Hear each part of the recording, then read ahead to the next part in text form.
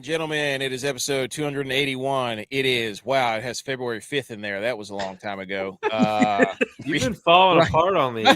Ron Burgundy over here, boys. Read the prompt. It said February 5th. No, it's August 27th, Wednesday, and it is, let us be the first to wish you and yours a happy National Lottery Day. And we have hit the lottery. What a segue, or a lead-in, or whatever you want to call it, because we have the premier App State podcast with us on the eve of App State football kicking off in Charlotte. We have AJ and Big C from the Black and Gold Pod, fresh off their 10-year anniversary, off their first, I guess, football episode of the season. Welcome back to the show. We know it's you because when you're here, it's football season. There's Oktoberfest flowing, not yet for me.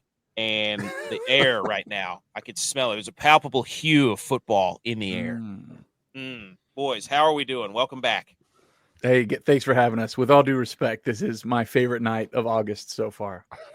Yes. With all due respect, I mean, there's been a lot of respect flying around the text message too. Lots of respect that is due and undue, but Aretha respect Franklin would all the same. She would love it. Well, I feel like, speaking about respect, I feel disrespected because last time we had these two on the show, I believe AJ threw up the picture behind him of me getting hurdled at JMU. And this time he has a picture of the Cowboys beating my Bills. It's like, what is this? I forgot I did that, J-Vi. I'm sorry. You had the baseball field up a minute ago. Get out of here. Dude, the picture of you getting hurdled is one of the greatest. We sent that to the group of 5 guys too. And they were just it's incredible from JMU. But guys, I mean, look, this is the App State episode. This is if you're listening to this, you know about App State. We played there. We all love App State. We all went there probably around the same time. I mean, it's go time. And we have hit a low, not a lull, but a lull, I would say, over the last year or two, because we're like, okay, this whole way that everything's working with college football, hey, it's our time. Tell me I'm not a Cowboys fan right now, looking at the schedule being like, this is our year. Yeah, right? I mean, I see it. Come on. I'm looking at the schedule. I'm looking at the road schedule for the App State Mountaineers, and I'm like, this is our year. I went 1996 Cowboys on you. All right, so give us – I mean, we got a new head coach, obviously, one of the greatest hires ever, DJ Smith. Love that. A lot of stuff going on. Listen to the new pod. Give us kind of synopsis what we're going into this year with 2025, 2026. Yeah, Charles, go ahead. Have you ever been driving down a country road and there was a fork? And then you're like, I don't know which way I'm supposed to go. And then you took the wrong direction and it was like no outlet, dead end. Like I feel like that's kind of like what, at some point we got to turn around and maybe circle back. That might not make any sense whatsoever, but I don't think anybody knows what to expect here. Like I think that's just kind of been the theme is what is there? Like I don't, there is not one game I sit there on the schedule and think, well, there's one game. There's one game I think we can win on the schedule for sure. That's next week. I'm not convinced we can win Friday. I mean, I think that's fair. I mean, we should, we could, we have the history, but the history ain't playing on Friday. Facts. Armani Edwards ain't walking out that door, or Thomas Hennigan or Zach Thomas or anybody like that. It is a clean slate if there ever was one. 50 new players. Y'all know we don't do that. That ain't. That is not. That's crazy. I mean, we got player guests on the coaches show tonight that were both transfers. Wow. Who's playing quarterback? Who knows? Big C. Big C has all his eligibility. I love that. Actually, I was laughing about the too deep comments. I was, you guys, the too deep about, because when you listen to the episode, it's like, okay, I haven't seen much of anything out of App State Twitter or App State anything, and whenever I listen to the episode, I was like, whoa, okay, is there something that we're not being told or we're missed, or is it just kind of everything's close to the vest with this new staff and kind of Yes. NFL style. I don't know. I mean, that's that's what you it guys is. would know more than us. I mean, we're irrational. I'm going to watch this and be like, we're going undefeated. We're going to the college football playoff. Walk me off the ledge right now. Because that's I Let's see the do black it. and gold on field. That's what I see. I Man. love It's like, that. Yeah. so, No, that's true. I mean, no one has seen, right? I mean, you got the dudes on the field, support staff and coaches, but those are the guys that have seen 11 on 11. That's it. We don't know who's starting here, there, anywhere. And I do want to be fair though, because Charlotte's doing the same thing with the 2 deep stuff. So basically, just for those that, for context here, Charlotte's not releasing a 2 deep. Appalachian State's not releasing a 2 deep. And in both teams it really is weird. Like you say, well, it's uncharted territory. It literally is like weird and so uncharted territory. 2 programs starting from fresh, no returning staff, 50 new players, all that stuff. And not releasing 2 deeps, all that stuff, tit for tat, except Charlotte announces who their quarterback's going to be. That's the big difference there. So to give Coach Loggins some credit here, if he really does think like the least amount of information I put, it is an advantage to us to help us win, then that's his prerogative, and maybe he's right about that. I heard him say, I can't remember if this was today on a radio interview or if it was Mountaineer Talk. Charles, you can tell me if this is what he said on Mountaineer Talk, but like they are trying to find out, like they're looking at social media and they're trying to find any advantage possible about who's on that team, and they're breaking down film or whatever. I don't know how much of that is coach talk. I don't know. But my point is, and what we mentioned on the show is we have 50 new players and all of our best players have gone. And Kanye Roberts, a fan favorite who like, all right, well, at least we know who Kanye is, has a knee injury. He's out for the year. So there's no excitement whatsoever, if we're really being honest about this team. There are no storylines. There's no, hey, cool. All right. So this line, I'm just throw this out here. This linebacker that transferred in from Missouri. Yeah, he's slated to start. That's cool. Like he was there with DJ. Maybe he's really good. There's no red meat for the thing. And I think it's my personal opinion, I think it's a lost opportunity. I'm skeptical about how valuable it really is hiding the 2 deep. I'm not a coach. I'm just telling you that I think there is some value in giving the fans a little something to look forward to after everything we've been through. Whether you love Coach Clark or happy that he's gone, a breakup's a breakup and it hurts and it sucks and all that stuff. Yeah. So give us something to look forward to. Give us some names, It's a weird time, fellas. I may be wrong here, but from what I've seen, Dow has kind of had a hard time really thrusting himself into town because he's had this like NFL hardcore business like all the time thought process. Y'all know about NFL coaches. They sleep at the facility. They sleep 4 hours a night if they sleep, and it's nonstop. It's 12, 14, 16-hour days of tape, eating, practice, whatever.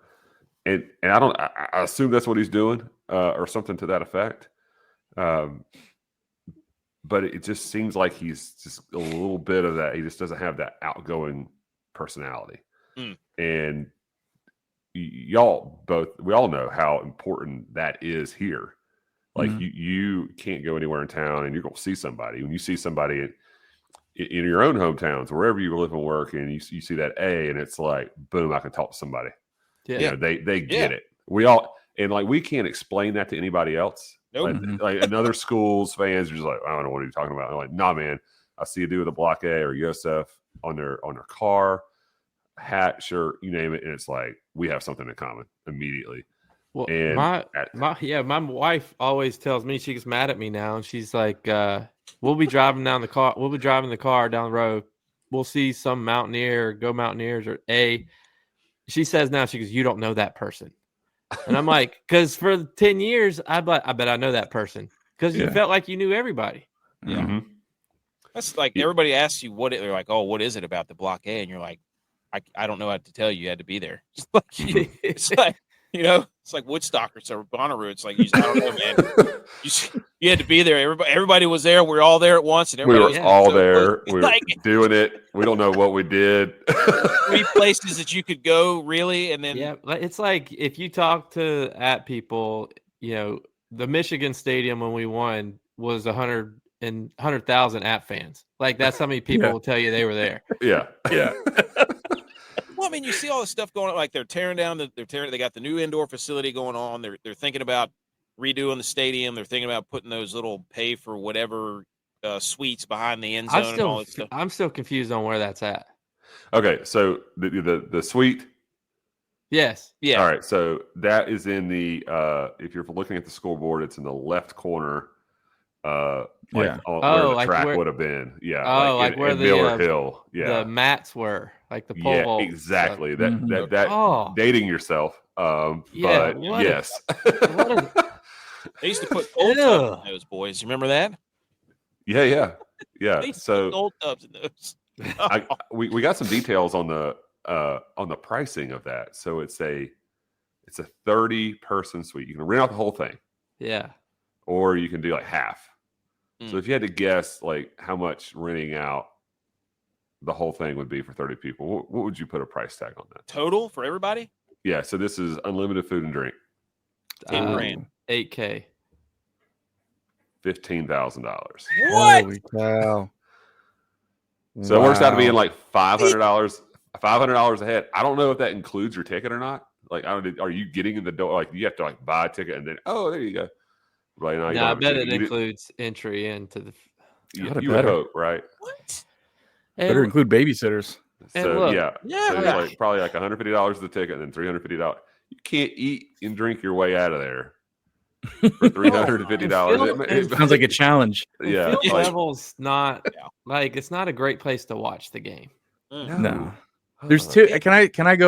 So I've declared that 2025 is my year of irresponsibility. There are too many people in Appalachian fandom right now that like things in the stadium that don't involve watching the game. We have too many of those people. We have too many people in the club levels that don't know what the score is. We are catering to the administration caters too much to people that actually don't live and die on every play. And you can say that's good, but okay, fair.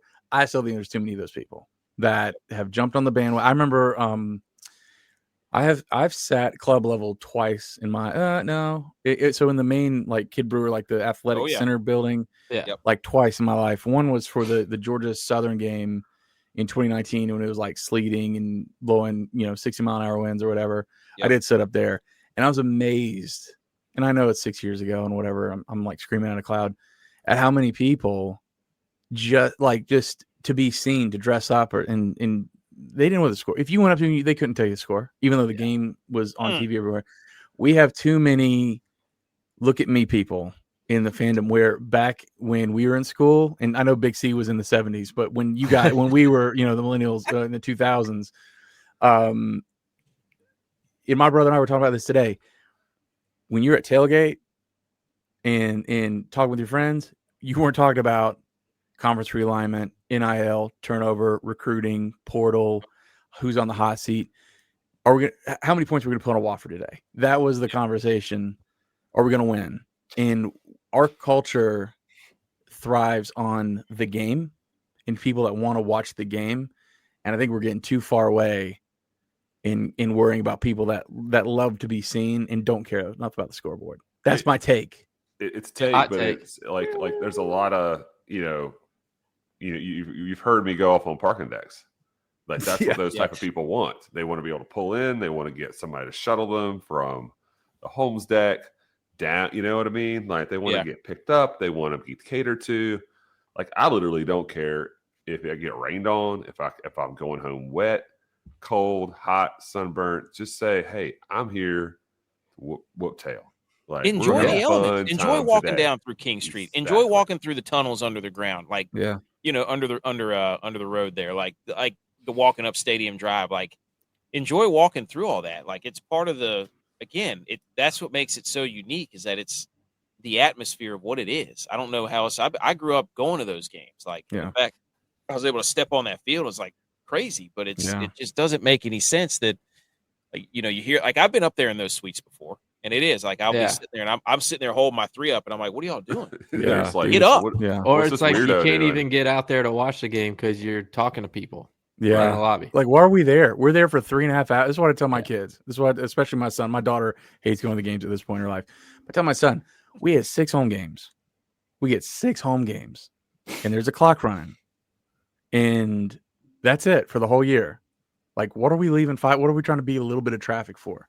Yeah. You know, we're there for 6 games. By the way, can we rename the tunnels? Can we call them the Sherry tunnels now? Charles, what do you think? Can we call them the Sherry tunnels? Whatever happened with what was my funny thing about that? I said something cute. Well, you're so about, funny. It could be anything. What was it? God, I've already forgot it. They said you couldn't paint on them. Now you can paint on Snip Snap. They Michael. Well, Scott, that's what got the Chancellor fired. Yeah, exactly. Like that It was. was. Like you the got people up there straw. trying to change the culture. Yeah, Yeah. that was the straw that broke the camel's back. There was lots of other things going on. So but, we were Cracker Barrel first. Yeah, right. Right. Yeah. Sherry Yeah, got Uncle Cracker Barrel. Herschel, yeah. Oh, that's No, good. it got her fired. 100% got her fired. I'm waiting for him to change the blockade to just like a plain mountain range. It's just yellow. And it's just like, what? Well, you know, all right. So this is what you know. Every chancellor gets a building or something named after him, right? Like, Yeah. yeah, you know. And so it's like, well, if we're going to name anything after her, just name the Hickory campus after her. So Yeah. we don't have to ever left to look at it. Yeah.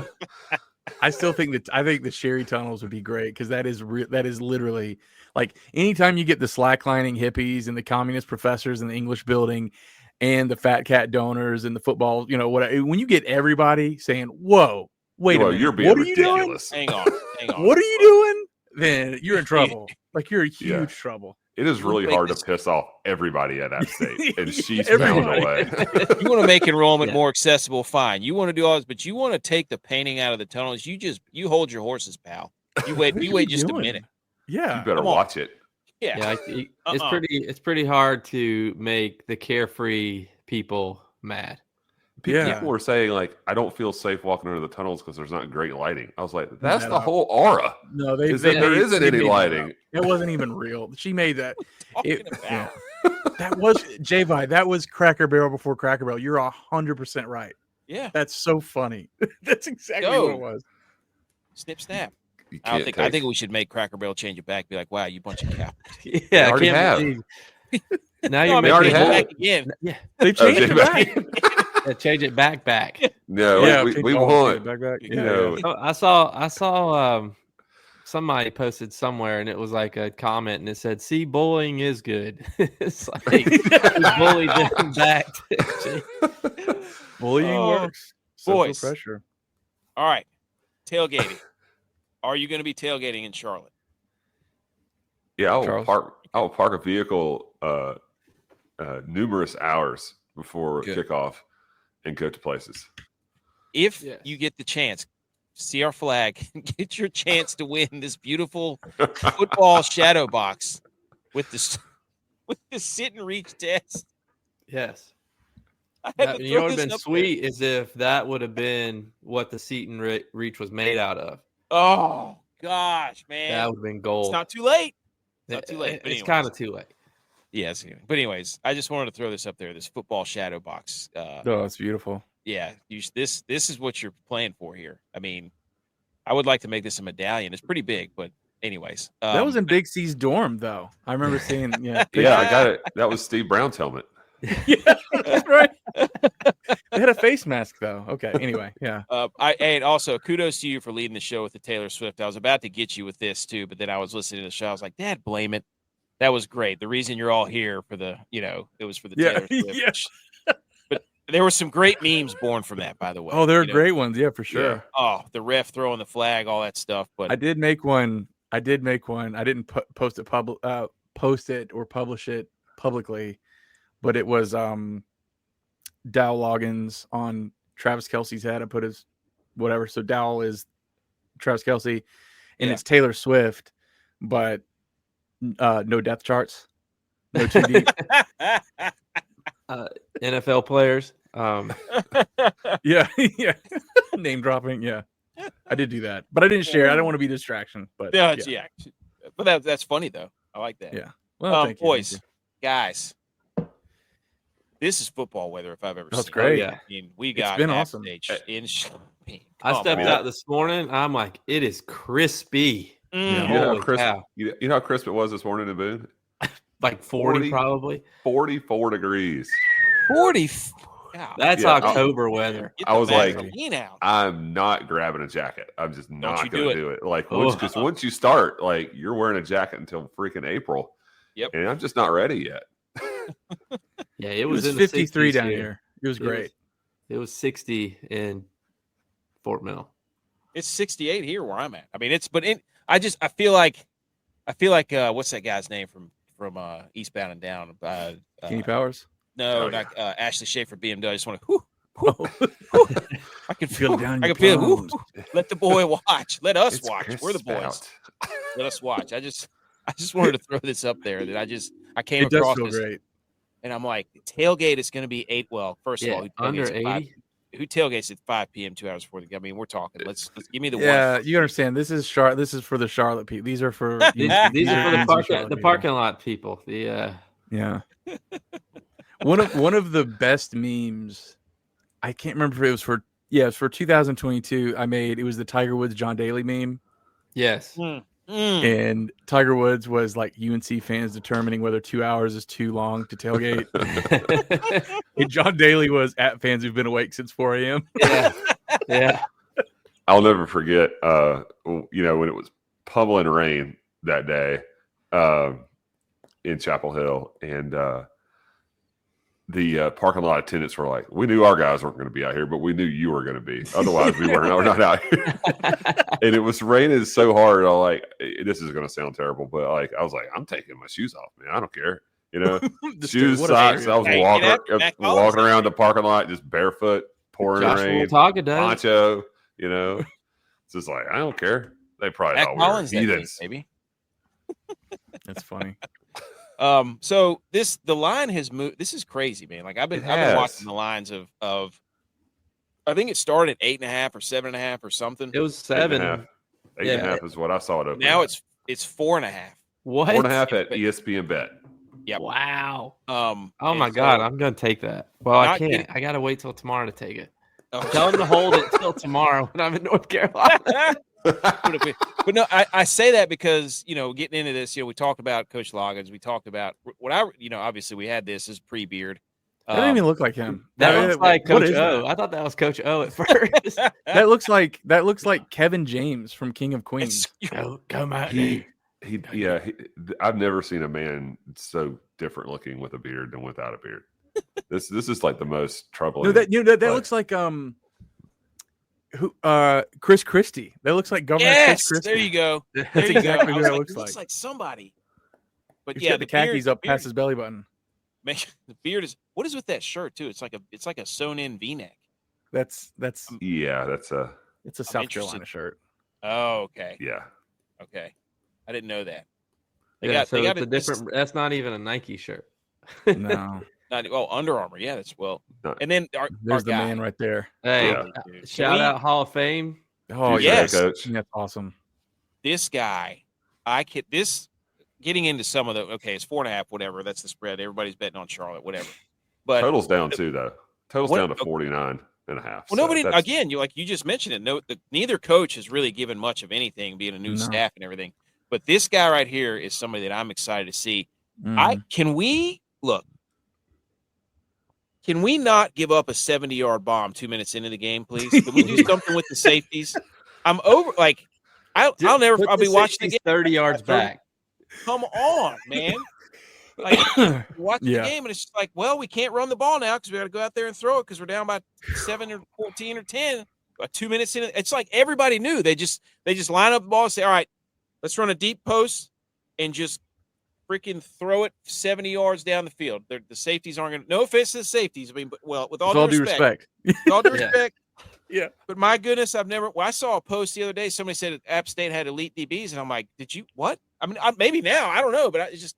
Anyways, no. So DJ, if you're listening, please, I don't care if you got to play the safeties 40 yards off the ball. That can't happen.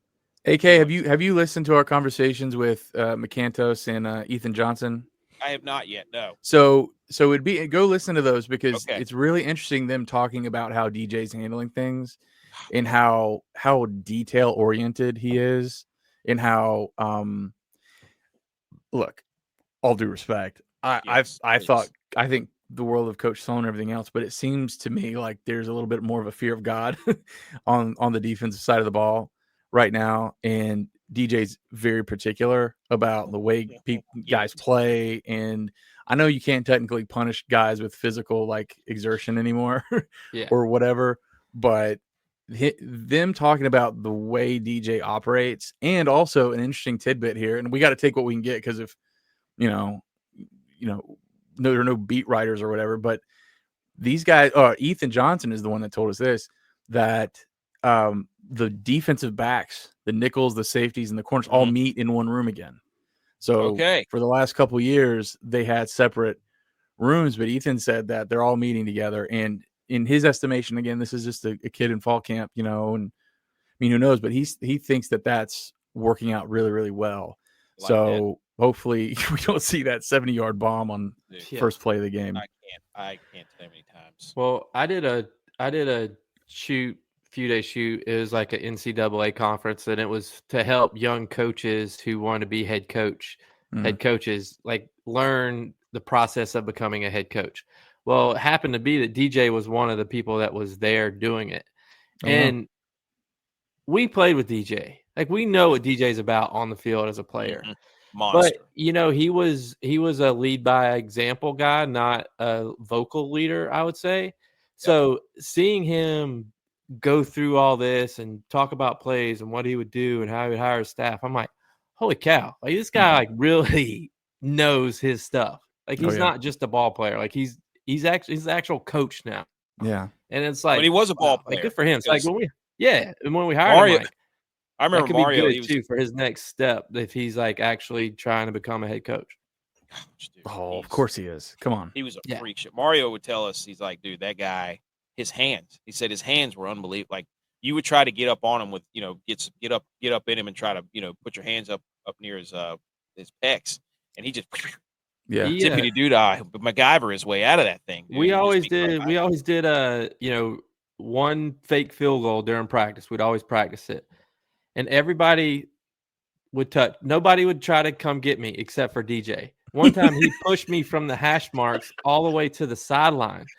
So after that, I'm like, I felt like the guy on Waterboy, like he's running at him. I'm like, no. He would lay me out. Oh my goodness. Were you guys there still when Java, I think we're the same age, but were you guys both there when Will Cox was hanging around? Will Cox. Daniel Wilcox. Yes, Will Cox. Yeah. So I mentioned this on the show, but I actually had a class as an undergrad with Daniel Wilcox. He came back to help out with the team and everything else and do some like multimedia stuff, which was really cool. But he also was taking classes, and I was a football junkie, and that was my senior year. And he would tell me about everything that's going on in the program, which was crazy to hear at the time. But he talked always so highly about DJ Smith, and he's not maybe the biggest or the fastest or whatever that's going to be at the combine or whatever, but dude's a ball player. He's always around the ball, and he's talking about how he would try to encourage him and like, here's what you got to do to play at the next level. And I loved hearing that because I would like have classes with DJ. I didn't know, I wasn't friends with him, but even if you were, he wasn't going to talk to you. Like, he just didn't talk a lot. He didn't know. People forget he earned his starting role for the Packers. Yeah. Like, I was not shocked by that at all. He earned it out too. Animal. He was an animal. Yeah. He's a great player. Too. And he's a winner too. Like that's because in high school he won 4 straight state championships in a row. Came to App, he won a national championship freshman years. Like, he doesn't know how to lose. Yeah. I do remember seeing him in the student section screaming at the DBs. The DBs were all on the bench. This was in like a late October, early November game. And all the DBs were like yelling at each other and just being like catty. And DJ comes like plowing through this crowd, just like moved on. And he screamed at them. and they all just sat up. It was like little kids, like little third graders, like when their teacher comes in and busts them. They just sat up and just. He walked away and like he had something to say to him. He didn't like what he saw and went off. It was pretty funny. The dude's he's a baller. I was so happy when I love DJ. Yeah. When they I was like, that is exactly what we need. Like, let's rally around that. So well, and to tell you the type of person he is too. I mean, just to add on to it, I messaged him today after I saw the news, and I was like, nobody more deserving, man. Congrats. Like, happy for you. And he replied back. He didn't have to reply back to me. I'm just some old kicker. This is what people are talking about. There's group of 5 rankings for the recruiting that they put in. So you guys probably know more about than us is that we've got talent, apparently. I don't know anything about it, but apparently they brought a bunch of talent in with this coaching staff. Like you said, 50 new players. We're up there with the Toledos and the Boise's and the Fresnos and all that stuff. Like, it's just weird that, again, all of us being App State guys, usually it's a walk-on who works his way up and eventually earns the starting role, that whole thing, you know what I mean? Yeah. And now it's just kind of like we don't have any, like you're saying, give us something a little to sink our teeth into, to be like, we're just looking for somebody to just wrap our arms around and be like, couldn't name a single guy on the team. Yeah. Like, don't you think DJ though would identify something like that? I just think DJ would be able to find that kind of like scrappy guy that may not be the fastest, but like he's the meanest. You know what I'm saying? I don't know. I kind of like have hope that someone like DJ would be able to find someone like that. And Charles, do you remember when we had Sloan on? This was a couple years ago, and he talked about they were looking for like length. They were looking for like length on defense. Right.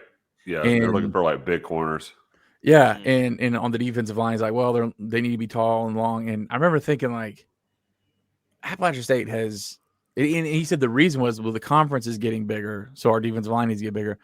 But like, if you go back to, when you go back to our when we were at our best, whether it's the championship years or in the teens, like our defensive line, that front 7, none of them were big or tall. They were just faster and meaner and nastier. And I think Caleb Fuller, he was a defensive end for Appalachia. I'm pretty sure he was a walk-on at first. I don't think he was a scholarship player at first. I'm pretty sure I'm right about that.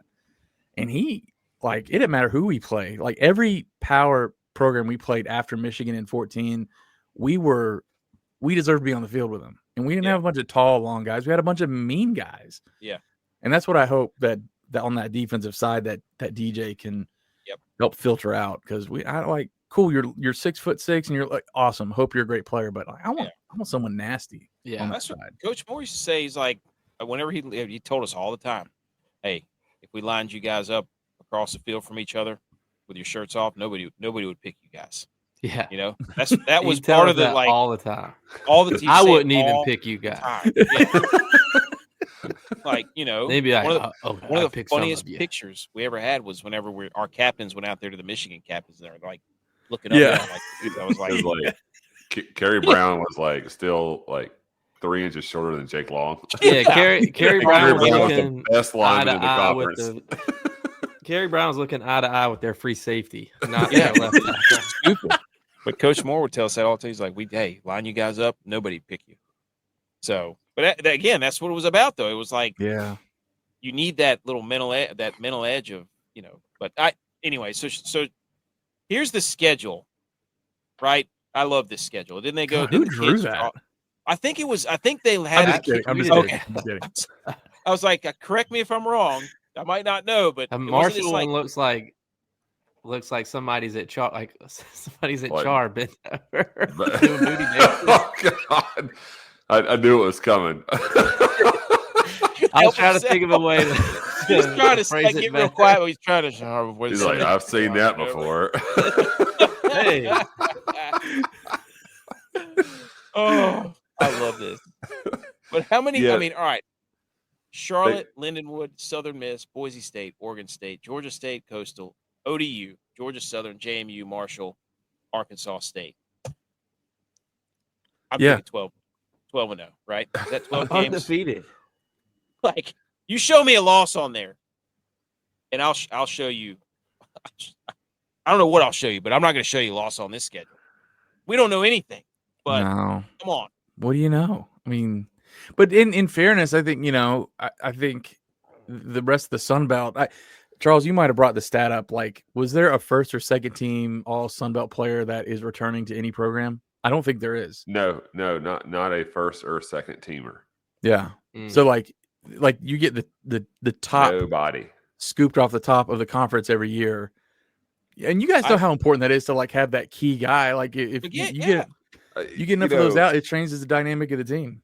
Pre-COVID and portal and all that, like you knew who was going to make that preseason list, and it was going to be like 8 or 9 app dudes. We were going to lead the conference in first teamers and second teamers, and then Monroe would have like a person, or Georgia State would have a person, maybe. Yeah, and there'd be 2 schools that just wouldn't have anybody. Like, sorry, y'all suck. There's nobody good on your team, and now we're that team. Now, don't get me wrong. There's 14 teams in the conference now. There's not 10. But to think that like Dalton Stroman is a second teamer. It's like, ugh. So it's harder for those SIDs too, because it's like, what are they going to do? Say, hey, look, man, they got this great guy, like this great dude that came in from like, they don't know if he's going to fit. So SIDs we're voting on like.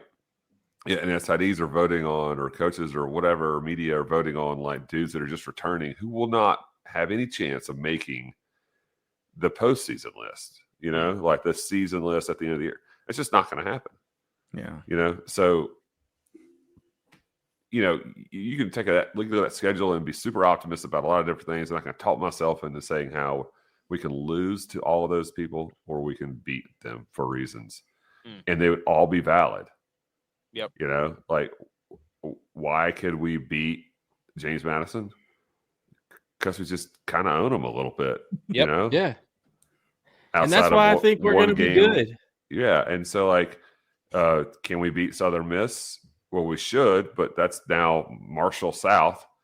And are they going to get together? Can we beat Marshall? Sure. What do they have left in the cupboard? We don't know. Like, you really look at the schedule, like there's really 2 like difficult games that you really can't really put your finger on. Like Boise State's difficult, going to blue turf. That's a long trip, even off a bye. But then even if you go play Boise and you come back to Oregon State, like I don't even know what Oregon State has or is good at by any stretch of the imagination. Yeah.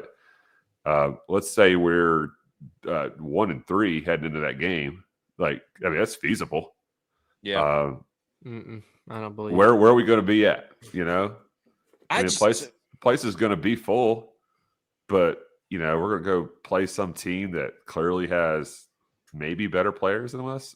Like, I don't know how what does that matter? Are we going to go? If we go beat Oregon State and then like be like, yeah, man, wait, we got this, and then we'll go and like lose to Old Dominion like a month later. All right, 3 weeks later, like, what are we going to think of ourselves? That'll be my biggest concern, is that like we're going to go beat somebody we shouldn't this year and lose to somebody we shouldn't at the same time, and we're going to be like, man, we just kind of were mid.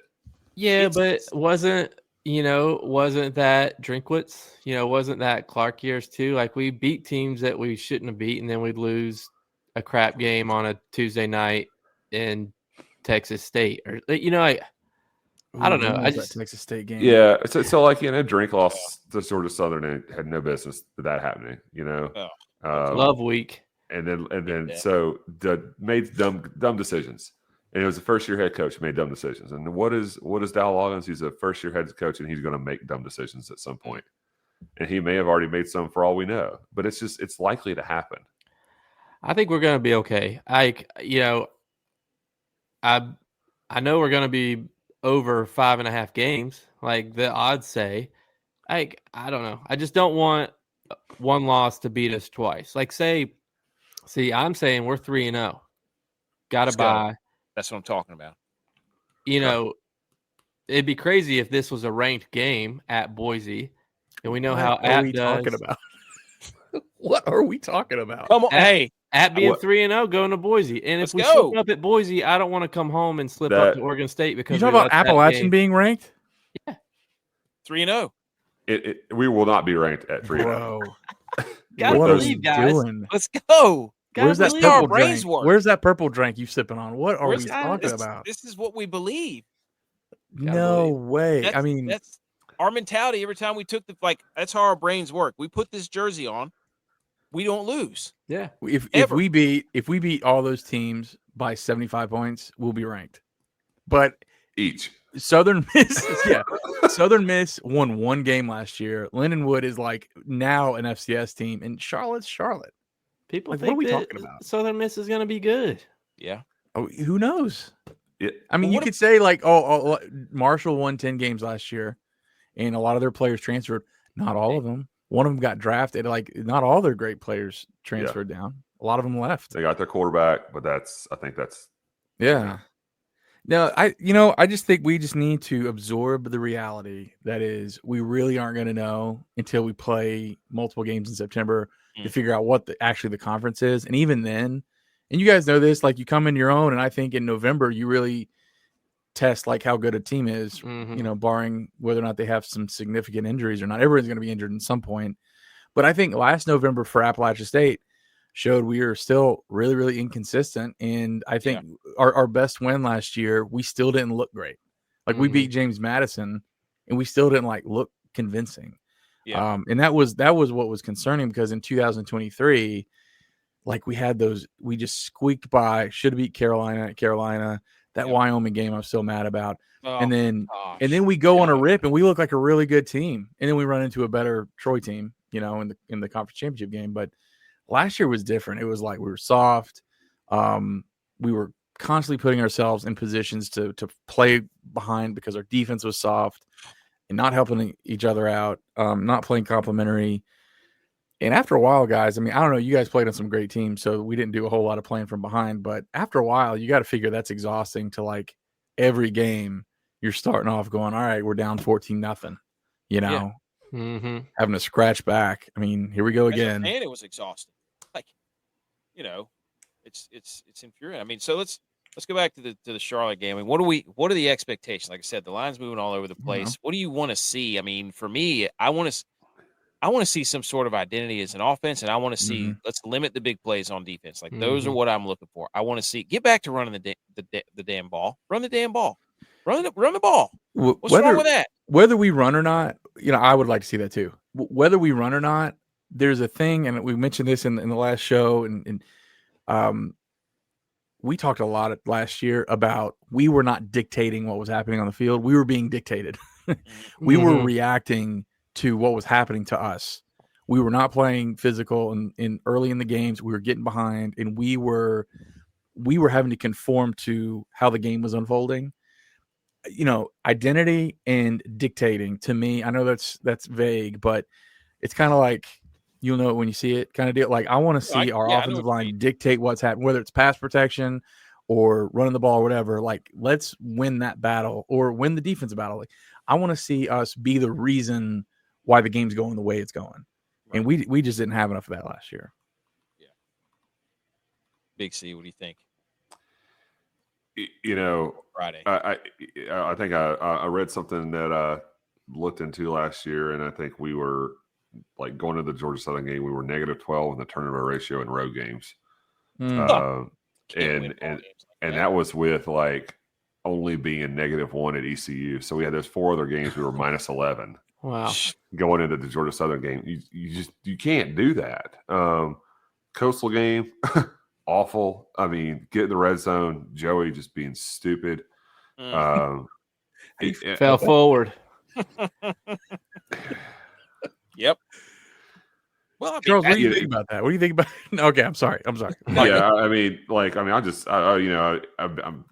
people won't like it. There's a lot of people out there who freaking love Joey Aguilar. Thought he was the best player on our team last year, and he wasn't. Bar none. He was awful. He threw more interceptions than anybody in the FBS last year. It's cool, That's but he got a pay raise. It worked for him. I'm happy for his early retirement. It's like a hot girl with a Coke addict. I can fix her, right? With a Coke problem, it's like I can fix her. What? So that's what Tennessee thinks. It's like I can has gone off the rails in the last 10 minutes. Ranked App State and let's go. There's something you don't know about me, Joe Rogan. Oh, hey. I mean, do you think we're going to win this game or no? Yes. I believe. J-Bot believes. Well, AJ said Charlotte. I mean, That's he right. believes. So I don't know how much better they got. I don't know. They got a quarterback who came from North Carolina. It means nothing. Who played poorly in games. Like, and he sucked. He's a 3-star guy. He was just Got fine. beat by James Madison by 70. Yeah. Right. And so, what does that even really mean? Their defense gave up 35 a game. They couldn't run the ball at all. They were a mess for 2 years under Pogge. So I don't think, if we played Charlotte last year, I think we would beat them by like 10 points. But I'm not saying that would have been convincing, Right. So what is it? Can we beat them? Yeah, we can. Can they beat us? I think they might be able to beat us too. I think they might be able to beat us if we are as much of a mess as that we're leading on to believe that we are. That would be kind of a nail in the coffin of like the prestige is a little bit worn off, which is unfortunate. I just don't know if there's any proof that we can score the ball. Yeah. Like there is like our defense obviously had issues last year. They have to get better. Yeah. And they probably will. Like there's probably nowhere for them to go. Yeah. But I think there was certainly room for our offense to fall off even further. And if we truly haven't settled, I don't know how we got to this no too deep thing, but from this the tiniest of sources that are maybe out there is that like it's literally not settled, and it wasn't settled in the spring, and we're still trying to settle it. And that's not good news, by the way. That's not not good news. Two quarterbacks team. There's even this like thought that like because there's some supposed players who may or may not play that it's affecting who might start at quarterback, like some receivers. Like it would it surprise anyone if it wasn't AJ Swan or JJ Cole? What if we started Gillen? Yeah, that'd be crazy. Apparently he's really good though. Apparently like he's a dog. We need to put him in. Yeah, no doubt. If he is the guy, what are we wasting our time doing? Paying other dudes? What are we doing wasting our time paying other dudes to be average? Which was basically what I was trying to get out last year is like payroll shouldn't dictate play in college. No. Yeah. Be good. Best players on the field. Who cares?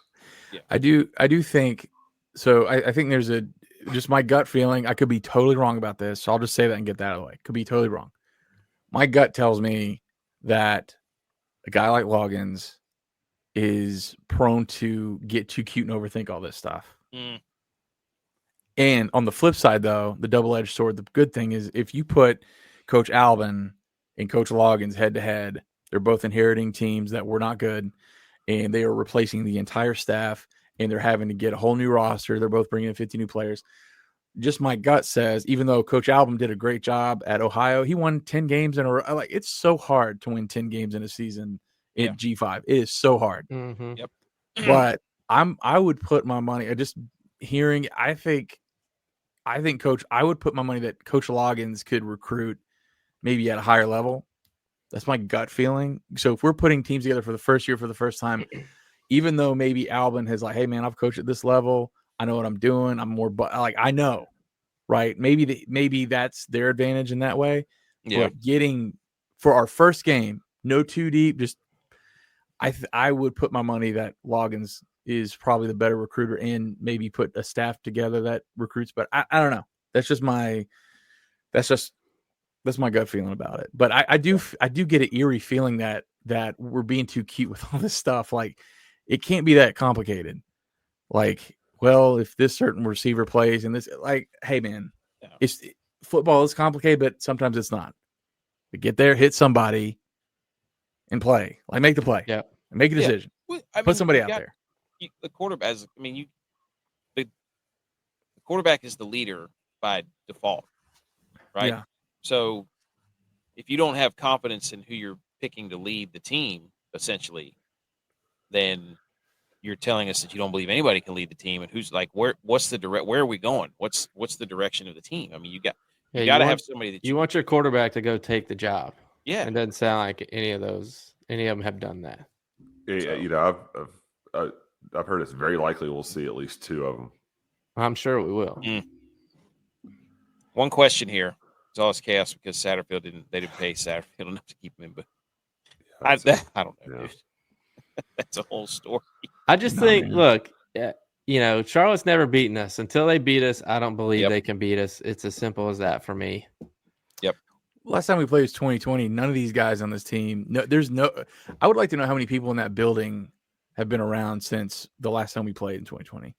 That'd be interesting because there was a point where we talked about this on the show this week. There was a point where Louisiana could have had like a 6th-year senior that has never beat Appalachian State, and they played them every year. Like never beat them, and it drove them crazy. Every year we're going to play Appalachian State, and they're going to beat us. Here that's not like no. These teams haven't played each other since 2020. So I don't know. Yeah, but the people they're seeing in the community are telling them, we've never lost to them. So it's like that's building our confidence. Yeah. I don't know how popular Charlotte football players are on their campus. They're not. It's a pretty big campus. There's a lot of students that go to school there, and it's spread out. Really, it's not like here. You know, and I agree with TJ right here. TJ is dead on with that. That's exactly correct. Well, if TJ showed up on time, he would have heard us talking about DJ. Hey, tell him. We had story time about DJ. DJ. We know. No, huge DJ fans. He was on the show. I guess in December or January we had him on. Well, it's January, boys. But we could go on, but we should win. We should win. We should. We're gonna win. But we're gonna be there. All of us are gonna be there. Yeah. And then we're gonna talk about it afterwards. And we're gonna say, man, we won by 23, and we're going undefeated. We're gonna be 3-0 ranked going to Boise State. It's like J-Vi said. Hey, you guys are bettors. What's your score prediction? I don't do that. I'm bad at it. Well, what are you, AK? What do you got? What's the score? I think it's gonna be. I don't know that it's going to – what's the over? 40, 48 – or over-runners 48.5? 49.5 is what I'm seeing. 48.5. There you go. Yeah, 48, 49, around that. So they're saying it's going to be what? 20, 24, 25, 21, somewhere in there, or 26, 22, somewhere in there. I think I'm an over guy. I think it's going to be 50 to 55 points minimum. Just because we don't know. I mean, just because we're sitting up here saying DJ is going to fix that long, you don't think that they don't know that they're going to take shots down the field, which is what the guy said on the show. Like, that's one of the things that Charlotte's concerned about is their deep passing game. Yeah. So I wouldn't be surprised to see him come out. Give me a score, AK. What's the score? 34-21, App State. Ooh. All right, J-Vi, what's up? I was going to go 28-17. I'm giving us the benefit of the doubt, getting over 30 points. I'm on record for 27-24. No, I'm saying 2 scores. Well, it's not your prediction; it's his. Okay, that's right. That's fair enough. With all due respect. DraftKings has app at minus 198 to win. I mean, that's a pretty big favorite. Yeah, that's I'm not putting $10 down to win 5. Yeah. TJ says 31-17. BMO says if you need tickets, hit your boy up. He's going to be there. Who is that? Who's BMO? I need some tickets. He's our buddy that's driving down. He's our optometrist that's driving. Yeah, from he's coming. He went to school with us at App. He's one of our good friends. One of our best. How many? Hey, if he's got 3 tickets, I may need 3 tickets. I'll let you know. I'll send you. I'll tell him they'll send them to me. Send them to you. TJ says 31-17 App. Let's go. TJ is going to be there too. We're gonna have quite a crew. Legree's going to be at the tailgate. We're gonna have. Oh, sweet. We talked about Legree. We talked about Legree with Elijah McCantis, who was grilling us. He was asking us about greatest players. Charles, that was a pretty cool. That was a pretty cool moment. Yeah, it was funny. He's like, was great. I don't know who they are. Yeah. Yeah, He actually Legree said, and, besides DJ Smith, who's the best? That's what he said. DJ was good. There's a lot. He's Man. great. No, he was Hall of Famer. There was DJ was good. a lot of players. Legree was good too. Yeah. Hey, that's why BT's we're gonna be there. Man, I haven't seen BT in like 20 years. Let's go. Maybe give us a shout out on air. Let's go. Okay, guys. I know it's late. We went a little over. Sorry, but when you It's get all good. It's just fun. That's what we do. Yeah, I mean that's just how it goes. You get us in there. How many games we're in? We're all going to turn around and be like, you know what? 12-0 is viable. I called You it. heard it here. You heard it here. Playoff. So, tell people. At Black and Gold Pod on Twitter and Instagram and all that stuff. Tell them what do you guys put out 1 or 2 episodes? 2 episodes a week, correct? Now, we're gonna record like our main show early in the week, and then we'll do a post-game show. Typical games on Saturday. We'll record on Sunday, and we'll do that through football season, and then we just do 1 a week until baseball's over. Okay. Yeah. All right. I put the website. I put your website in the show description. Oh, don't do that. Put our social media stuff. Okay. I'll put the social media. Our website looks like crap. Do we even have a website? I couldn't even find it. Yeah, we do. Yeah. Well, you know what? I'll go back and put the social medias. Yeah, go do that. And for the Appalachian people listening, we do a raffle to benefit Yosef Club every year, 32-day raffle. All the proceeds go to Yosef Club, and we got Dexter Coakley, Armani Edwards, and Jerry Moore signed football. Nice. It's an extremely exclusive item that we're raffling off. And then CJ Huntley, who just signed a 2-way deal with the Suns, which is awesome. Nice. Signed a basketball and a hat. So we're raffling off that stuff. And I think we got $3,000 going to Yosef Club so far. So 32day.com. We're drawing on Monday. Put in there. Yeah, change it to that website. Put that in there. I'll go back. I can edit it. Don't worry. I know what I'm doing. Guys, we will hopefully see you on Friday. Yeah, man. It's good seeing you guys. You got our numbers. We'll go find you. We will meet up, and then I'll let you know about BMO and the tickets stuff. Yeah, thanks. Do that. All right. See y'all. Go check out Black and Gold Podcast. See you guys. Go. Go App State. All right, dude. Here we go. That was awesome. Love the Black and Gold Podcast. I listened to the whole episode today. They're phenomenal. They've been doing it for 10 years. It's crazy. That is crazy. And they're good. Everybody loves them. Yeah. They do a good job. They know their stuff. They love it, and they love App State. Yeah. That's the beauty of it. We love it too. You could feel the passion. Yep. Of wanting more information that nobody has. Nope. Okay, let's hit the football music, and let's talk some football, dude. Some other football. Yay! Okay, first of all, the winner, come to the tailgate. Headline sponsor of the show, Howdy Hats, at howdy.hats.enc on Instagram. She has built these beautiful Millie Goats podcast hats that we have, that we are so proud of, that the winner of the sit and reach contest at our tailgate will get the rope hats, the flat bills, all of it. Go follow them. If you need hats done, she will get them done, and they will look magnificent like these. Shout out to her, because she's going to make me go bankrupt, because everybody in my family is like, can I get one? Can I get one? Can I get one? Thinking that they're free. Oh, you spilled it. I didn't spill it. It just started exploding everywhere. Why? I don't understand why you open the middle of the show. They're going to explode. I don't know, dude. It's all right. It's okay. I'll clean it up later. Anyways, these hats are filth. Winner will get one. I will have a whole truckload, basically. Well, I have like 20-some hats, which hopefully. You got a small truck. You driving an S10. You got a full truckload. Oh, 20 hats. 20 hats. Well, I thought I had like 30, and then I started counting up. Everybody was like, yeah, they want one. They want one. And I was like, well, I'm only going to have like 15 now. So get them while they're hot. Okay. Hot off the press. But anyways, go check them out. All right, we're gonna do Did you hit the football music? I did. You did. Yes. All right, happy anniversary. Let's cover some news to the guy from Florida State who said if Boston College loses this weekend, he will eat dog poop out of a red Solo cup with a spoon and post a video of him doing it. That was 1 year ago exactly today. Still no video of the guy eating dog poop out of his spoon. Oh my God. Has he made another comment since then? Has he tweeted again since I then? don't know, dude. I got to follow up and see if he's actually like on Twitter still. But I'm telling Florida you, State hasn't been good since he didn't. Like, he has to do it to make them good again. Exactly. I mean, if you're hanging with us through the rest of this podcast, if you're listening for out of the App State, bear with, because we got about 35 minutes of straight up football here we're about to bring to you. But this guy has to reverse the curse. The best thing he can do is show up at the stadium and eat poop. Yes. Like, you got to eat poop. Do they play at Alabama?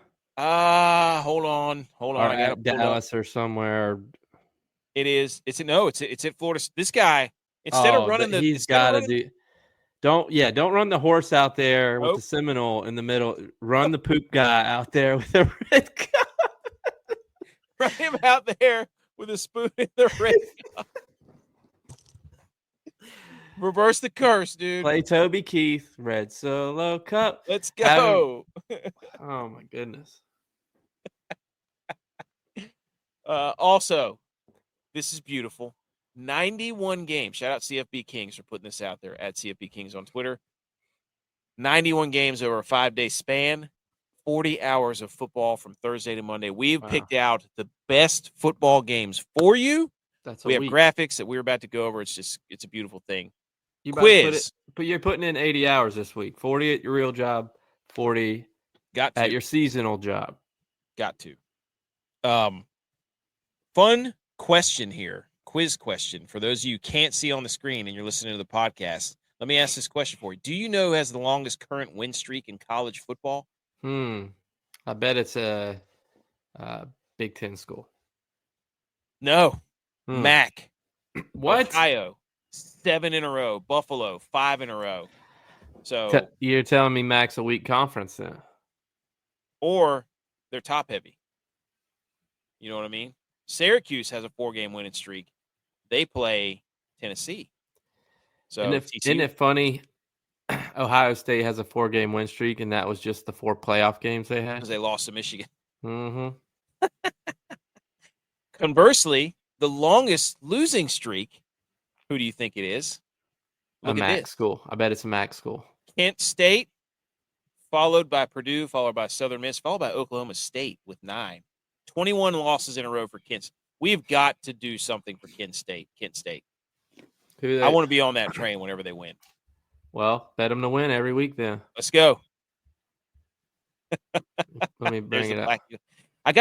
That's what I need. Send me all your YouTube, and that way I can put it in the show notes.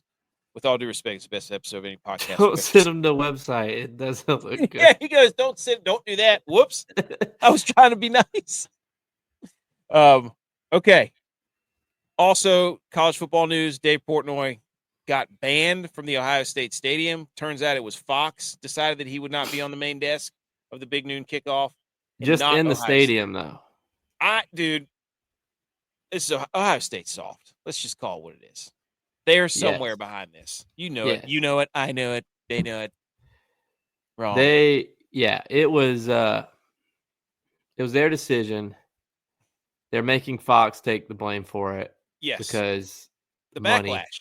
The backlash went out. Yeah. I mean, they were like, you get arrested if you plant a flag in the middle of their field. Right, exactly.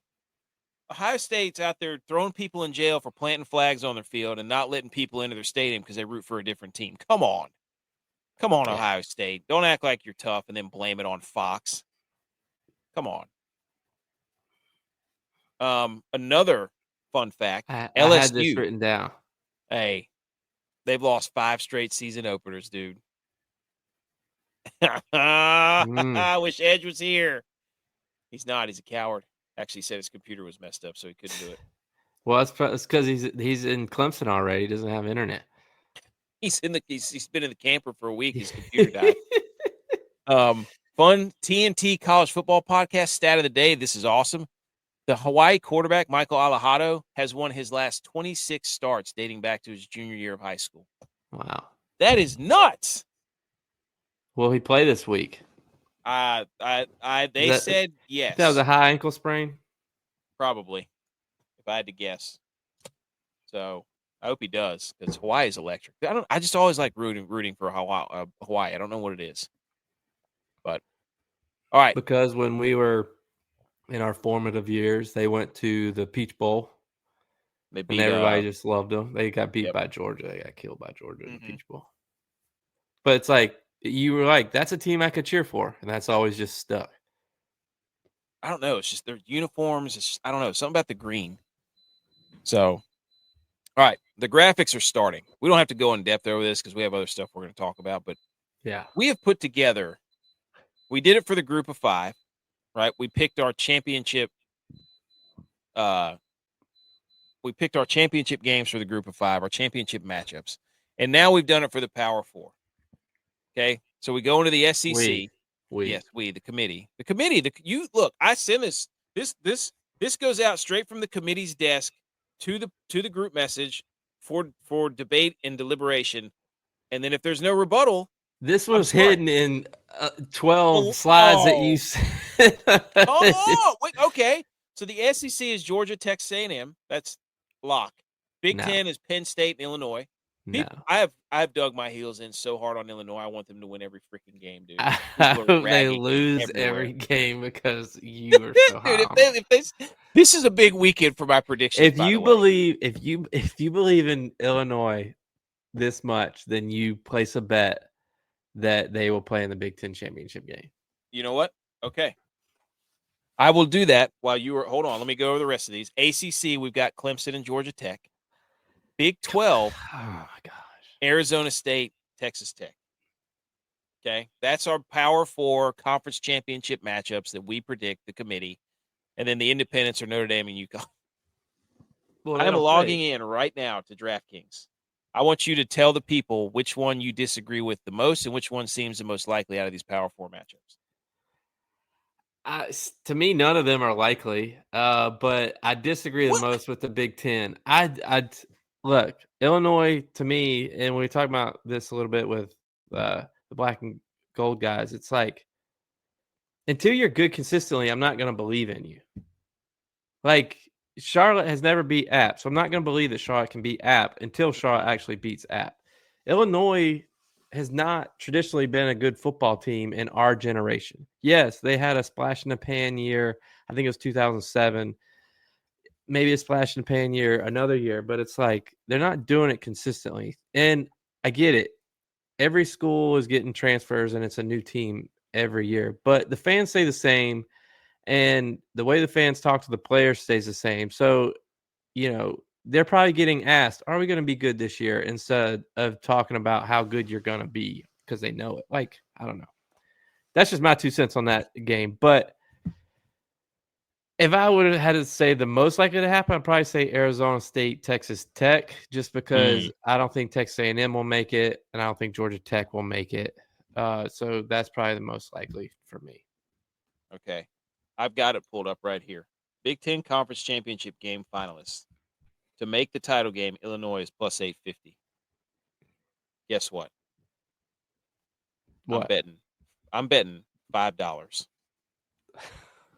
on that. So what? To make 40? To make 40. Well, yeah, to make 42. Yeah. 50. You know what? I'm going to bet $2. I don't like betting that much money. I'm betting $2. I am putting You've already stopped believing in your team. No, I don't like betting that much money. You've already stopped believing. Nope, in I already did. Illinois.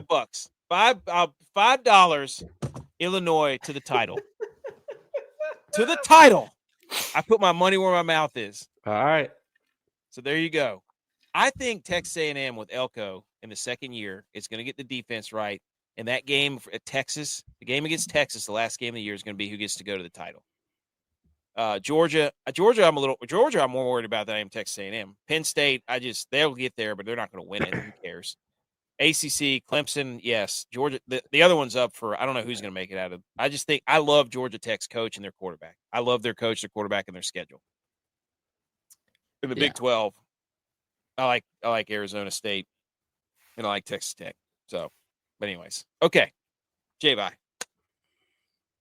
Thursday. Yes. I have perused through every game. I've spent the last 2 nights looking at college I didn't football. know that was a 5:30 kick. Yes. I know exactly what you're going to say, dude. So we got Thursday games. I think there's 19 games on tomorrow. Yes. We have done the liberty. We have taken the liberty for you, the fan, because we're fans, and we have picked out the top 5 football games from tomorrow. Number 1, right out of the gate, 5:30 is going to be Boise State at USF, ESPN. Then it's going to be your next game will be ECU at NC State. Then you've got Jacksonville State at UCF. Then one that I'm really interested in is Buffalo at Minnesota, Yes. 8 p.m. FS1. Then the 9 p.m. nightcap on ESPN is going to be Nebraska at Cincinnati. People love Nebraska, but there's your top 5 games from tomorrow night. And you're going to get one from 5:30 all the way to freaking midnight, buddy. You're going to have 7 hours of football. I have in my notes, ask Tex what's the word on Minnesota, because didn't he tell us that he has a friend that coaches there or something? Maybe. Or I don't know. But it was in my notes. So I wanted to ask him because last year the Buffalo Bulls were my team. The Bulls. I mean, I was profitable off the Bulls last year. You were. So just based on that and my gut instinct, I would take them at plus 17.5. Mm-hmm. People like them. They got some dudes up front on defense from what the group of 5 guys have been saying. Well, and they have a scoring offense. So they averaged probably 30 points a game last year. But I know Minnesota's a defensive team. So just with Minnesota being a defensive team, I don't think that they can score 18 points to get they're not going to win by 18. Minnesota's going to slow the game down. Exactly. There's not going to be enough time on the clock. Bully ball, unless Buffalo has got to get out early. They got to get up 2 possessions early. They got to get up 7-0, 10-0, somewhere in there. And if they do that, that's when you'll hold the fire to Minnesota's feet. Jacksonville State and UCF. Jacksonville State, they lost Rich Rod. They were conference champions. UCF gets Scott Frost back.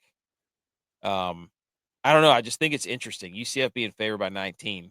I feel like Jacksonville State has some players. I don't know. I don't know if the talent gap's that big between those 2 teams. So I'm just like, I don't know what they're going to be like without Rich Rod. Yeah. And then the NC State ECU game, buddy. That was an all-out bar fight at the end of their bowl game last year. Yeah. That was the last game they played was against each other, and it was just a full-on 87-on-87 fist fight. Well, they're close too. Like those schools aren't that far apart. So I mean, and obviously the games on ESPN, Boise State and USF. Like USF, the group of 5 guys said they have got the toughest opening 3-game schedule maybe in the history of college football. Mm-hmm. Because they host Boise, then they play Miami, and then they play Florida. Yeah. So, but they said that they could either be really good or they could not be really good. Yeah. And Boise State's just a wagon. They return what's their guy, Maddox or whatever his name is. And they have a full running back room again. Up front, they're solid.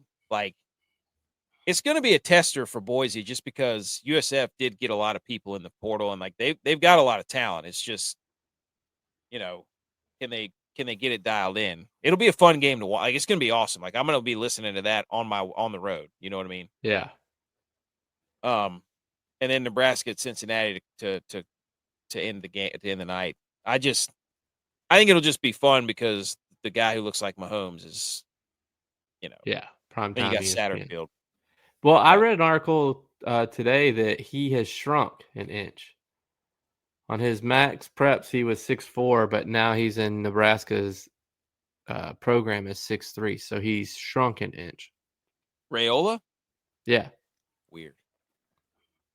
Did Mahomes I probably got, but did Mahomes shrink an inch? Because that's probably what he's doing. With his hair, you got a haircut. Yeah, he's copying him. Maybe. So that's Thursday. I mean, that's a pretty good. That's a full. That's a game every hour and a half. You're just boom, boom, boom, back and forth. You got ESPN, ACC Network, FS1, ESPN Plus. Like, you can have 3 or 4 screens going. You know what I mean? Mm-hmm. It's gonna be like March Madness, like that opening weekend of March Madness. That's what tomorrow's gonna be like. And then Friday, there's another like 10, 11, 12, 13 games. And then we've picked out the top games for that as well. Yes. Dude, we picked out the top 3 because I think there's how many? There's 1, 2, 3, 4, 5, 6, 7, 8, 9, 10, 11. There's 11 games. And the top 3, without question, number 1 on the list, App State versus UNC Charlotte, 7 p.m. ESPNU, Duke's Mayo kickoff. Come on. We're going to be there. So that line's wrong already from when you did it today. It's at 4.5. Oh, now. yeah. All these lines are from Monday. That's why I put them on there purposely on Monday because I wanted to see if there was what was going on. Yeah. You know? So that has already moved 2 full points in favor of Charlotte, which is nuts. We've already talked about that game in length, but Auburn at Baylor, like Auburn with their 3 or 4 quarterbacks, whatever they're talking about down there, guy Hugh Freeze playing golf every 3 seconds, and then Aranda with Baylor, like the SEC could be an upset alert early on, and but isn't Baylor favored? Or no, Auburn's favored. It says right Auburn's there. favored on the road at Baylor Because people like Baylor. I like Baylor. Oh, maybe that was you. It was me. It was me. It was people in the like media. People like Baylor. It was me. You. It was me. Put them in my top 25 in my dark horse to win the Big 12. I think I wouldn't be surprised. That's what you making all these graphs and rankings for. So you can just like you throw all these rankings at me, and then you slide yours in there, and I just think that it's just like one poll had him at 23. Yeah, it was mine. Like people have been ranking Baylor. It is you. It's me. You got me. I can pull up this graphic that looks legit and be like, see right here. Yeah, it's like holy cow. You got me. I am excited about that game though. We're gonna be watching that one again. Well, no, we won't be. No. We'll when App's up by 30 at halftime, we might head back and watch it. So that'll be a fun game. And then Georgia Tech at Colorado. Coach Prime without his jerseys retired. Stars. Is this jersey retired game? I don't know. Well, it might be. Shedeur Sanders is going to be there. Travis Hunter and Shedeur Sanders are going to be there. No doubt about it. Don't you think? You think so? I bet they are. I feel like, they were talking about you just don't know anything about App. I mean, nothing's been really put out. You didn't hear anything about Colorado either. Yeah, other than Coach Prime's health. Right, or he's got a new girlfriend, or like, not disrespectfully, but it's like not hearing any football news out of there. Dude, this is a big night for me because I have 2 teams in here that I think can go a long ways. And if Georgia Tech loses Colorado, I'm sure people have bookmarked some of these polls and stuff I've made and how much I've been making of Georgia Tech, Baylor, and Illinois. This could be bad. This could be really bad. Yeah. And then Sunday and Monday, we got Virginia Tech. We got a 3 p.m. game, and then we got a 7:30 game on Sunday. And then on Monday, we have an 8 p.m. game with Bill Belichick's debut against TCU. Yeah. I'll be in Chapel Hill for that. Okay, nice. Boots on the ground. I'm going App, Clemson, UNC. Wow, dude. Shrine Bowl tour. Yeah. So Notre Dame and Miami should be fun. I agree. And I was talking to somebody at work the other day about it's like, I understand why they do this or why we have to do this, but I appreciate the fact that the Texas-Ohio State game is at Ohio State. I appreciate the fact that the Clemson-LSU game is at Clemson. But it makes me mad that Virginia Tech, South Carolina is in Atlanta. Yeah. It's in Atlanta. Put it back on the campuses. Yeah. First game of the year. Yeah. Nope. Got to go to Atlanta. Atlanta, which is not close to either one of those schools. No.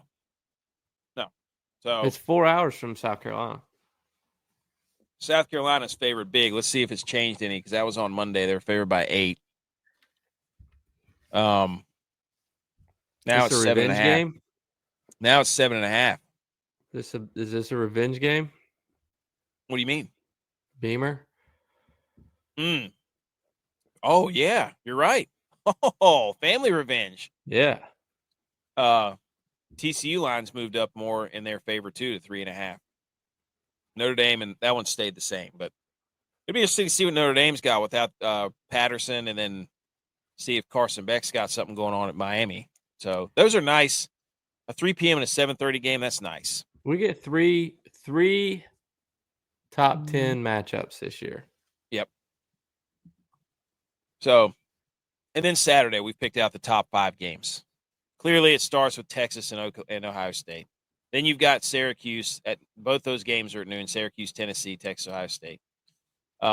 And then you've got Alabama, Florida State at 3:30, just because it's intriguing because the guy's got to eat poop. And then 7:30 ABC. You got LSU at Clemson.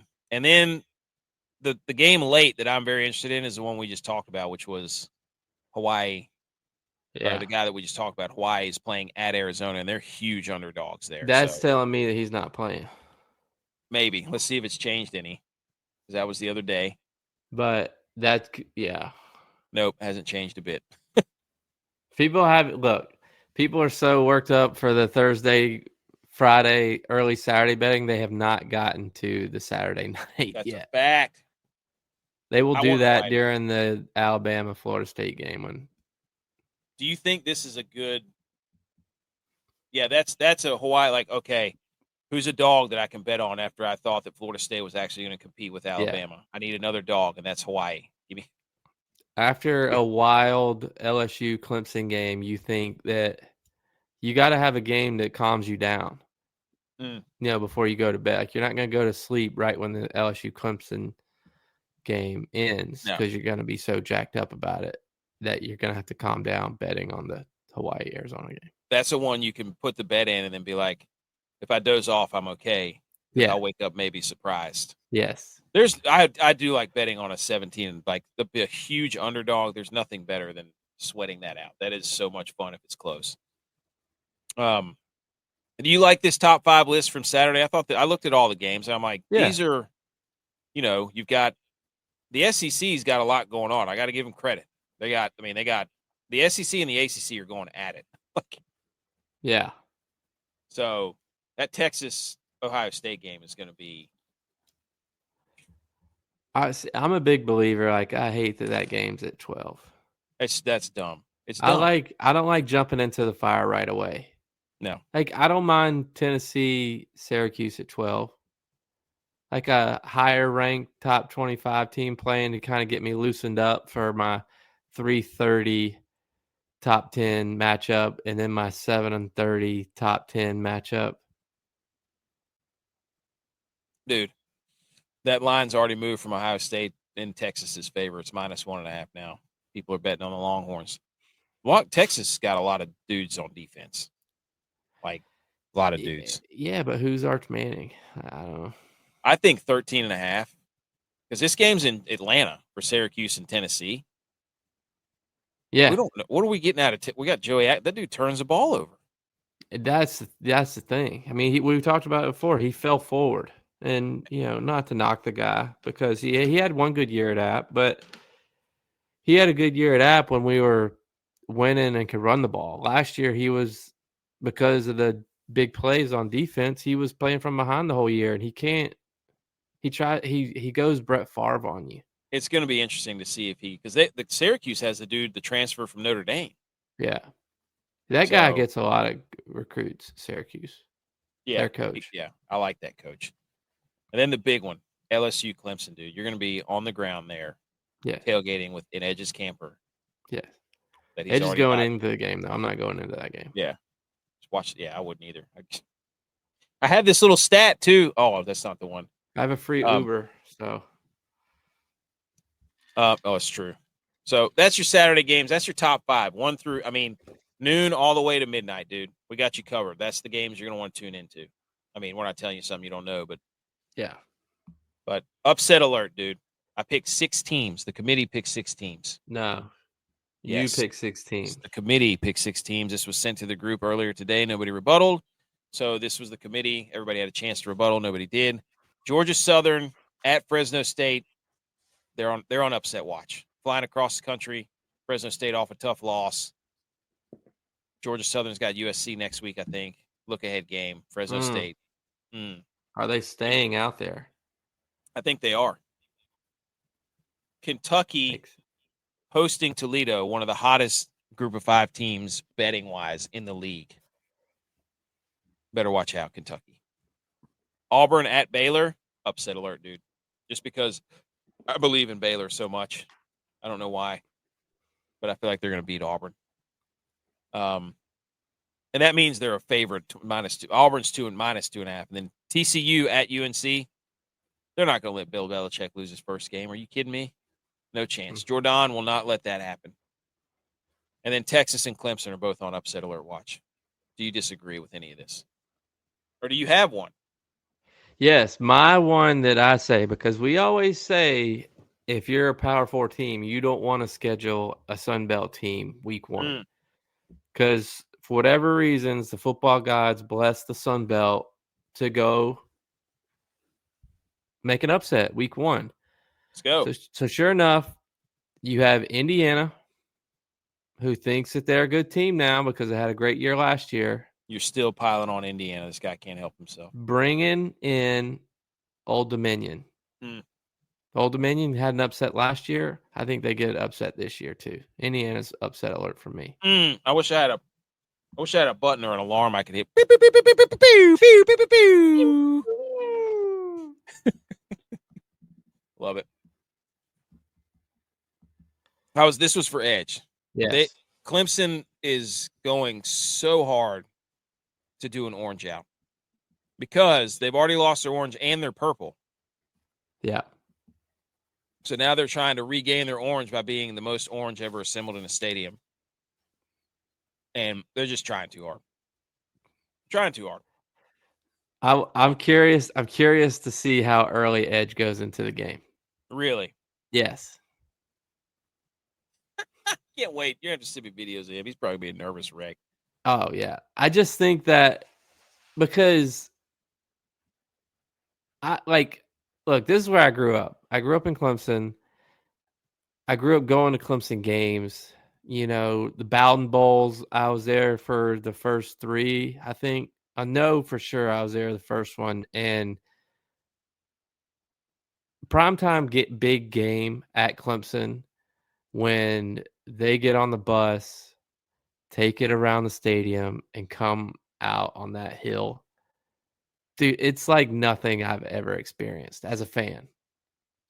So I know Edge is going to be in there for that. I just don't know how early he's going to get in. Because you don't want to be standing in the line when that happens. You want to be in your seat when that happens. You can watch him run down the hill. Most exciting 25 seconds in college football. Gets me excited just thinking about it. I don't know. You're biased, obviously. I am biased. But anyways, I think it's just funny they're trying to make so hard that they're orange. You know what I mean?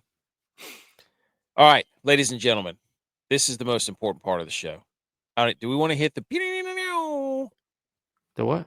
The what is it?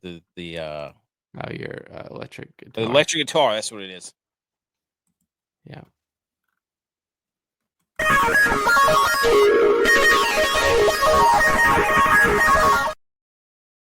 Okay, this is a time where we give out picks of the week. We gave you all the games that you need to tune into. Just settle in, watch football for the next 40 straight hours. You're good 40 hours, 40 days, and 40 nights, basically. Picks of the week for college football week 1. Last week was absolutely abysmal. So what did we do?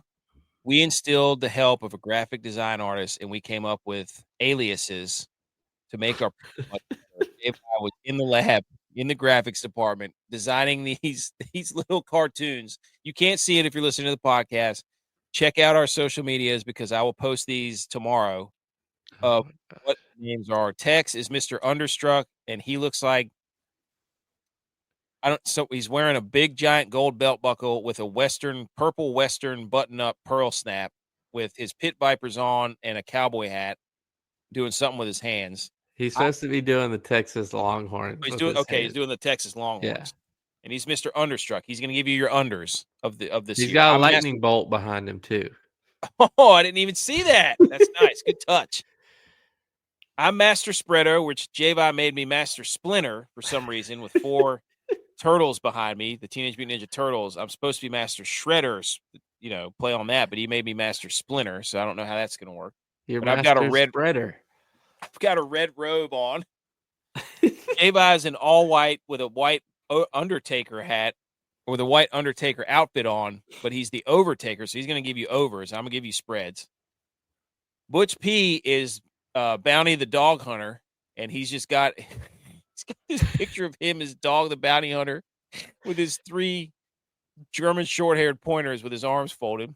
Dylon's is the scariest looking thing I've ever seen, dude. He named himself the hip prop rapper, and he's got a big gold chain on with dreads, but a skullet, but his receding hairline dreads. He looks like it's like the old man cut dreads, like the cul-de-sac dreads. It's the cul-de-sac dreads. It's like if Hulk Hogan had dreads. Basically, he's got a grill on too. R.I.P.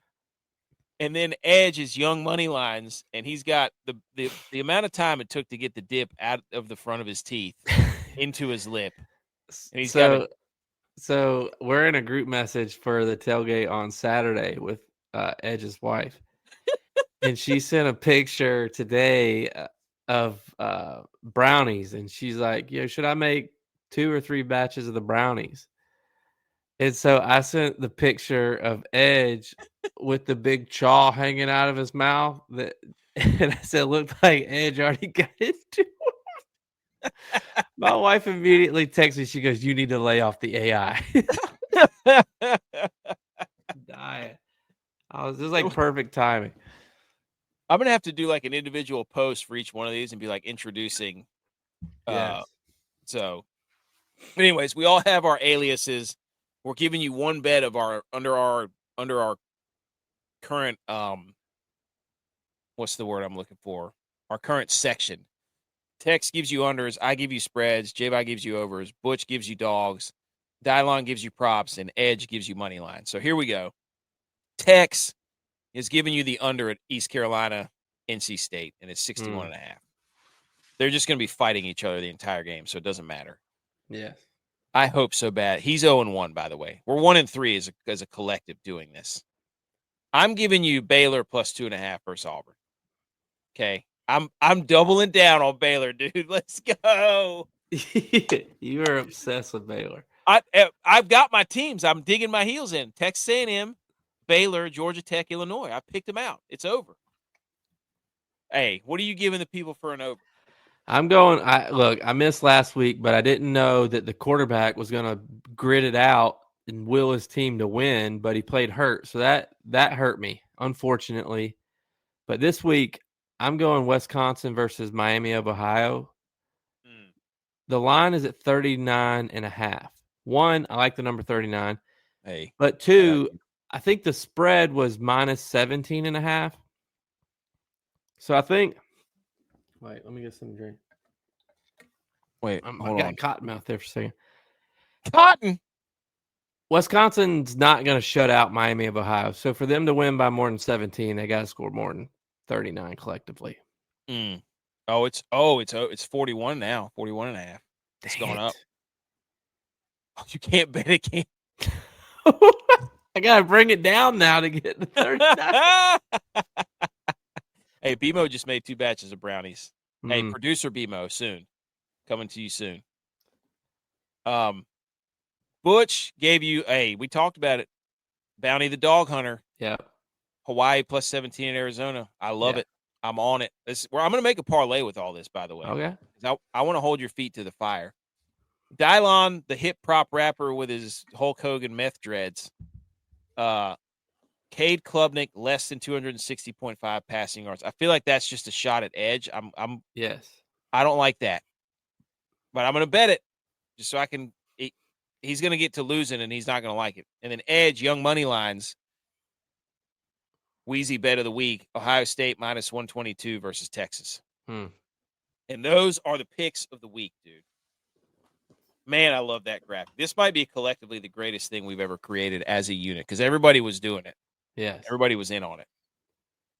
So I love it. Yes. I might have to introduce these each individually on Twitter. Just don't play the Chicago Bulls music. Yes, don't. Yeah. But they deserve their own. Okay. Do you want to do any salute your sports or no? I think I'm okay.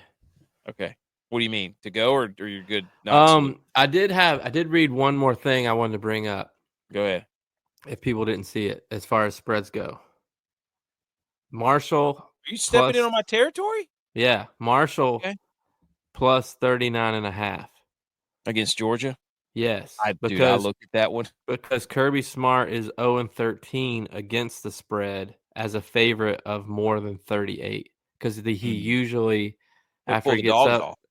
well, they take that they start to turn it into a practice. The comment was Stetson Bennett ran 13 mesh running plays against Kent State to work on working the mesh, the running back. He calls the dogs off. That's what I'm saying. Okay. All right. I saw that one. I was like, do I have the cojones to put that as the spread? Master spreader. Wow. Block of the week. You know what I mean? That's your if you're feeling antsy. Yeah. That would be a fun one. I'm gonna make a parlay out of those, all of our 6 bets. That's what we're gonna do. Okay. Now we do have some other news, but we don't. I mean, it's if you're up for it, we can run through it quickly. What we got? Hey, hit the music. Salute.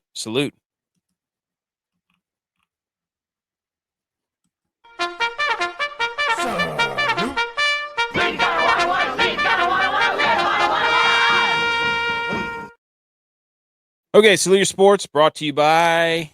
Oh wait, fourth quarter performance. We salute you. Salute your body. Okay, and you can play more sports if you use the protein, the creatine, the BCAAs, the super greens. Promo code GHOST20 gets you, I don't know how much percentage off, but it's something. Go check out fourthquarterperformance.com. Get your supplements. Salute your body. Yes. Your body, as John Mayer would say. Your body. Rock your body. NFL news. Well, we probably don't have to do that. Streaming services suck. Ryder Cup. I think that's the big one. Terry McLaurin signed. Whoop-de-doo. Hendrickson signed. Good for them. No excuses for the Bengals, right? This is the biggest news. Tommy DeVito got released by the Giants. This is a shame. Well, they got 3 quarterbacks. It's a shame. It's a shame. Real shame. They got 2 motivational speakers and a quarterback. Spencer Rattler named the starting quarterback for the Saints. Is Tyler Shuck a bust? I don't know. I've never been a big fan of Spencer Rattler. Me either. I didn't think he was great at Oklahoma. You were mad. You let Netflix curb your opinion, didn't you? No, I didn't watch that. He was, but I didn't watch it. I didn't watch it either, so I have no idea. I don't. I didn't think he was great at South Carolina. I think he showed some glimpses of stuff, but I think I don't know. But good for him. Yeah, he keeps working, so good for him. I respect him. How about that? Those are all the NFL quick hitters right there.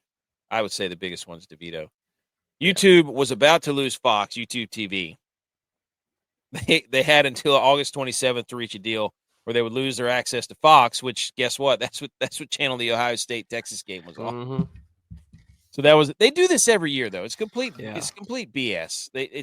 They know they've got them by the cojones and there's nothing they can do about it. They did it with DirecTV and ESPN last year, remember? Yep. They lost games. I had to sign up for Fubo or whatever it was for a week. Fubo. Yeah. That was a close. So I don't, but they've come to an agreement, or they've got a short-term agreement. They're gonna come to another one. So anything to add on that? Yeah, it's them trying to strong arm each other, and Yeah. I don't know. We're in a bad. Is college football as far as portal NIL in a worse place than Americans and having the TV bundles and cable, and I mean, which is worse? I don't know. Dumb. It's so dumb. I hate it. And then the Ryder Cup, dude. Yes, Keegan didn't pick himself. I am shocked. Yeah. I mean, I guess I'm kind of not, because he is a humble person and like a genuine good dude, but he's playing good golf. He's playing good golf, and I don't know. Like he's playing better golf right now than Colin Morikawa. I don't know how he keeps winding up on the team. Yeah, we got to do something different than Justin Thomas and Colin Morikawa. Do we not? JT's at least he's had a decent year. Like last year or 2 years ago, he shouldn't have made it for sure. But I don't know, dude. I mean, the Cantlay, Justin Thomas, Morikawa, like, I think it's over. Like, you know what I mean? Yeah. I think it's over. Like, the captain's picks were Thomas, Morikawa, Ben Griffin, Sam Burns, Cam. I agree with Cam. Cam Young's hot right now. Yeah, he's playing well. Patrick Cantlay. Sam Burns is too. Yeah, I am 100% on board with Young and Burns. But the trio of Thomas and Morikawa and Cantlay, like, they get us beat. Yeah. You know what I mean? Like, what's the football reference? Like, they're the Steelers every year. Like, yeah, they'll make the playoff or make the Ryder Cup, but they never win a playoff game. Yeah. Somebody's going to cut this and be like, they're the Cowboys. The Ryder Cup, their Ryder Cup number. Great. They're the Cowboys. Yeah, they're the Cowboys. You get seriously, the Cowboys get thrown in your face by the media. Colin Morikawa gets thrown in your face by the media about how great of a ball striker he is. Yep. And I'm sure he does hit the ball good, but it's like, I don't know. When was the last time he won a major? 2020? Yeah. They're the Texans, dude. They get the Saturday game in the playoffs every year. But I like Griffin. I like Burns. I like Young. I think they're playing really good golf. Like, they're ascending right now. Yeah. And Scheffler, obviously, Schauffele, English, DeChambeau, Henley, Spawn. I mean, Novak was 13th. He needed a better showing in the playoffs there. In the playoffs. He might be bad on something, and they might know that, and we don't. Well, Henley's playing great golf. Harry English is playing great golf. Yep, Harry English is playing good. So is Henley. I like DeChambeau. Obviously, Scotty. But yeah. Spawn is in every major this year. Spawn's played well. Hey, he's a gamer, dude. Yeah. I love it. Give me the gamer. And the players, he went to a playoff hole. He took Rory. Yeah. He's gone head-to-head with Rory. He's not scared. I love the Ryder Cup. Golly. I think I'm going to be Europe's top player's not playing well right now, though. Like, Rory's not playing well. He doesn't care. It's not that he's not playing well. He just doesn't care. Yeah. So, like, I think being the your best player. I think being the villain is going to be what he needs to get to another level. Because there's probably nothing more he'd love to stick it to the Americans. Yeah. Which I can't blame him. So, anyways. We talked about this, the Cracker Barrel stuff. They reverted. They're a bunch of cowards. So, I had one How Dare You. I don't know if you want to play the music or not. Let me get to it.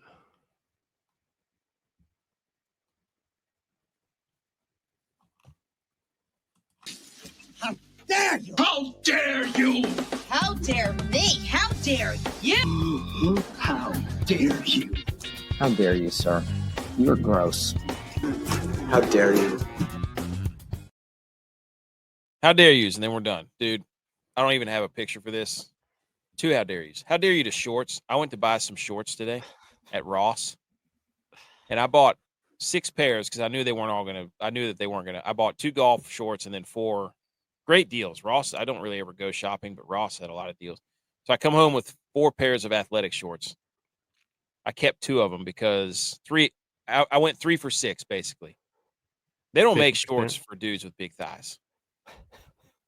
I came walking out of the room 3 different times. My wife was like, why are those so tight on your thighs? What is up with shorts nowadays, dude? I can't get a pair of shorts without skinny jeans force thighs to get smaller. I mean, I'm literally like, I might keep the one shorts just to wear them to golf this weekend just so you can see what they look like. Yeah. It's bad. You should cut a little slit on the bottom of them. I don't have any, like, I look like a biker. Yeah. I'm about to go ride the Tour de You France. are you about to be 2020 or 2022 Victor Hovland? Big, Thichter Quadlands. I have announced How Dare You too. And it goes to Nebraska. Tell them. They gave the winner of their spring ball game championship rings. No, you got. I saw that video. And the rings were bigger than our national championship rings. That was the wrestling team, dude. How dare you That's not give championship rings to the winner of the spring game? I saw the same thing, and then I was watching it. I'm Unbelievable. How dare you? That's the wrestling team. Also, how dare you to Google Maps for making everybody take toll roads now? I don't know what they've done with the Department of Transportation, but they make you take, like, if you type in your address wherever you're going, Google Maps will make you take toll roads. That's why I don't use it. I use it regular. So they've got some sort of cahoots, some sort of collusion going on. If I had a Google phone, then I would use Google Maps, but I have an Apple phone, so I use Apple Maps. Fair enough. All right. That's episode 281. We're going to be on the road in Charlotte. We're going to have a tailgate set up. Come see us. Follow the flag. We're going to be playing golf. We're going to do a live stream of the golf. We might even do some stuff at the tailgate. It's going to be awesome. Football's back. We'll put out all these graphics, too, by the way. Go at. Oh, forgot to click the Instagram live. Yeah, it's our passion.